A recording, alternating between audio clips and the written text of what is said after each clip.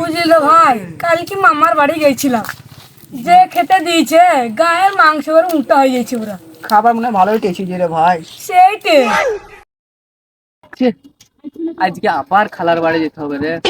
হ্যাঁ, daily daily খালার বাড়ি যেতে ভালো লাগছে না, আবার একা যেতে হবে অতটা দূর। কেউ নাইও মনে হচ্ছে রাস্তায়। দেখি আগে যাই, দেখি কাউকে পাই নাকি। ওই ধরে ওই আত্মা বসে আছে, আরো কে বসে লাগছে।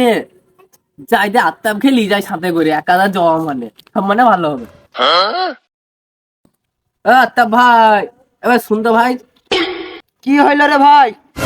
এবার একটু শুনতো ভাই। যেতে ভাই দাঁড়া। বল ভাই কি বলছিস? আর কি বলবো ভাই, এটা আজকে খালাতে বাড়ি যেতে বললো মা। তো অত দূরকে একা একা ডেলি যেতে ভালো লাগে বল ভাই। তো চ দুজনায় যাবো, তুই ঘুরে চলে আসবো দুই ভাই মিলে। চলে যাই। চ চাপ। বাবা, ভালো লেগে বলছি তোমার সঙ্গে যাও না। সেদিনকে মনে আছে তো, মালের চক্র তোমার মাঝ রাস্তায় ফেলদি পালিয়ে গেছিল। আরে এটা আমার বন্ধু রে, বন্ধু একদিন ফেলে গেছিল বলে বারবার যাবে লাই। চ বন্ধু। যা সালা যা, ঠাপ বুঝবি আজকে তোকে মাঝ রাস্তা ফেলদি পালিয়ে আসবে।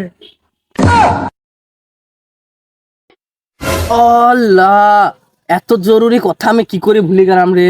কি কথা রে ভাই? আর বলিস নি ভাই, আজকে গার্লফ্রেন্ড গেলে ঘুরতে যাওয়ার কথা ছিল, আমি বানা ভুলে গেছি। আল্লাহ। আল্লাহ তো পড়া হবে, এখন তুমি নামো আগে। এ ভাই শুন শুন। শালা মনে হয় এবার নিয়ে যাবে রে। তারা রে ভাই যাচ্ছি। কি হইলো রে ভাই, মনে হয় আমাকে নিয়ে যাবি, চ চ চ। এ ভাই শুন শুন শুন, একটা কথা আছে, একটা কথা আছে, শুন শুন। কি কথা রে ভাই? ভাই কিছু মনে করিস নি, হ্যাঁ তোকে একটা কথা বলার লেগে আমি ডাকলাম।